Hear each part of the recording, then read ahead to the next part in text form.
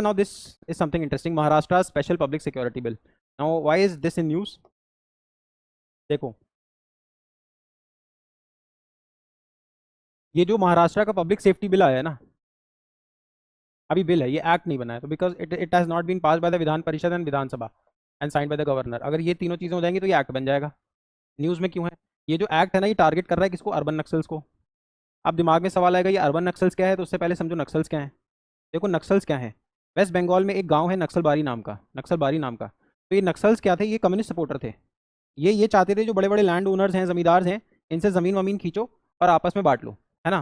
तो they wanted equality from the barrel of the gun. तो मार तोड़ करनी पड़े, कुछ भी करना पड़े, लेकिन हमें चाहिए क्वालिटी, तो इनसे खींच खींच लो. अब इनका धीरे धीरे जो मूवमेंट 1957 में स्टार्ट हुआ नक्सलबारी से. नक्सलबारी इज़ अ विलेज, और ये धीरे धीरे फैल गया पूरे ऐसे इंडिया में.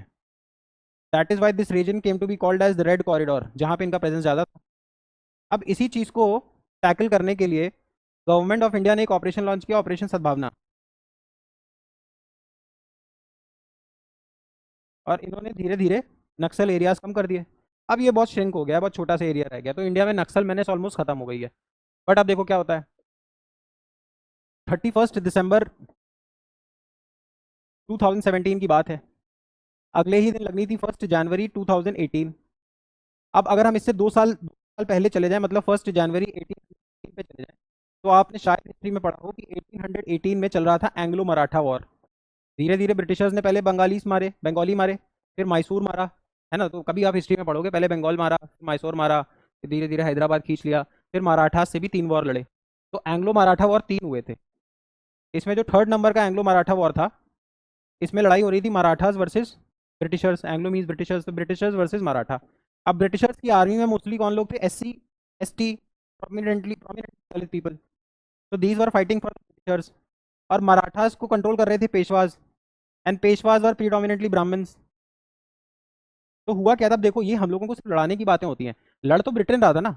यहाँ से देखो, पेशवा भी अपने इंटरेस्ट के लिए लड़ रहे थे, और ये अपने इंटरेस्ट के लिए लड़ रहे थे. इनको ये सैलरी दे रहे थे, तो ये भी लड़ रहे थे. इसमें फॉल्ट में कोई नहीं है. अब इतनी ना इनके पास बुद्धि, ना इनके पास इतनी बुद्धि, ना इनके पास सबसे सबसे होशियारी है. अब इन दोनों की लड़ाई हो गई आपस में. इसमें जीता कौन? ब्रिटिश.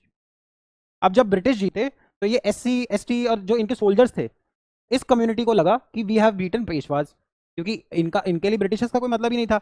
इनका तो एज ओल्ड ट्रेडिशन जो समझाया, चलते चलते चलते चलते बात चलती रही. और अब इनको लगा कि we have won over Brahmins. तो इस वजह से ये इसको बोलते हैं भीमा कोरेगांव. जिस जगह पे ये जीते थे, उस जगह का नाम था Bhima Koregaon. It is somewhere around Pune, Maharashtra. तो ये भीमा कोरेगांव को सेलिब्रेट कौन करते हैं? दलित पीपल. इनको लगता है वी वन ओवर पेशवाज. अब इस वजह से इस चीज़ को याद करते हुए 200 साल बाद पार्टी रखी गई, और 1 जनवरी को सेलिब्रेट करना था. अब ऐसा माना जा रहा है कि ये जो इवेंट ऑर्गेनाइज कराया था, ये कराया था एल्गर परिषद नाम के एक ग्रुप ने, एल्गर परिषद. अब सरकार का ये अच्छा, इसमें ना फिर इस दिन खूब मारतोड़ हो गई और बहुत ब्लडशेड हुआ. दोनों साइड के कुछ लोग मारे गए. 2018 की बात है. अभी इंक्वायरी वगैरह चल रही है. तो सरकार ने ये बोला, ये जो इवेंट कराया जा रहा था, this was being funded by urban naxals. Urban naxal एक नया टर्म दे दिया कि भाई देखो, नक्सल्स क्या करना चाहते हैं? देश में क्योस बढ़ाना चाहते हैं, देश को इनस्टेबल बनाना चाहते हैं, देश में इन्वेस्टमेंट कम हो, ये चाहते हैं. तो ये बोल रहे हैं कि भाई अर्बन नक्सल्स क्या करेंगे?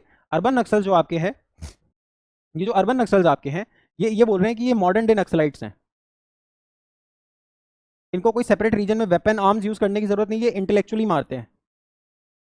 ये देश को इंस्टेबलाइज करने की कोशिश कर रहे हैं. अब ये अर्बन नक्सल वर्ड जो है, वो PM मोदी भी बहुत बार यूज कर चुके हैं.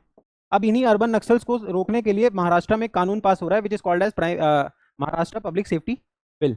अब इसमें कई सारे ऐसे क्लॉजेज हैं which can be very dangerous. उसमें ऐसे ऐसे क्लॉज डाल दिए हैं कि अगर एक बार किसी ऑर्गेनाइजेशन को हमने ब्लैक लिस्ट किया, तो उसको इंडेफिनेटली खत्म कर दो. तो ऐसे बहुत सारे रीजन है which are controversial. We don't have to get into it, because it is a bill right now. It hasn't become an act. The moment it becomes an act, will discuss it further. अभी news में क्यों है, controversy क्यों है, that is something which I have told you. Once it becomes an act, we will make sure that we are reading every clause of it and understanding the nitty-gritties of it. फिर भी if you want to read, exam के लिए तो relevant नहीं होगा. Exam के लिए जो रेलिवेंट था वो मैंने आपको बता दिया. आप इसके कुछ कुछ क्लॉज यहाँ से पढ़ सकते हो. जैसे ये बैन कर देंगे इंडेफिनेटली, जुडिशियल ओवरसाइट कम होगी, लोअर कोर्ट आपके केसेस नहीं देख पाएगा, गुड फेथ प्रोटेक्शन मिलेगा. जो सरकारी अधिकारी इन लोगों को रोकने की कोशिश करेगा अर्बन नक्सल्स को, तो उसको प्रोटेक्शन पूरी मिलेगी. लोअर जुडिशरी के पास कंप्लेन लेके नहीं जा सकते. अगर बैन कर दिया कोई ऑर्गेनाइजेशन अर्बन नक्सल बोल के, तो वो बैन हो जाएगा. फिर उसके बाद अगर कोई ऑर्गेनाइजेशन को अनलॉफुल बोल दे, तो अनलॉफुल डिक्लेयर हो जाएगी विदाउट एनी प्रूफ. तो बहुत सारे पावर्स हैं जो गवर्नमेंट अपने हाथ में लेना चाह रही है.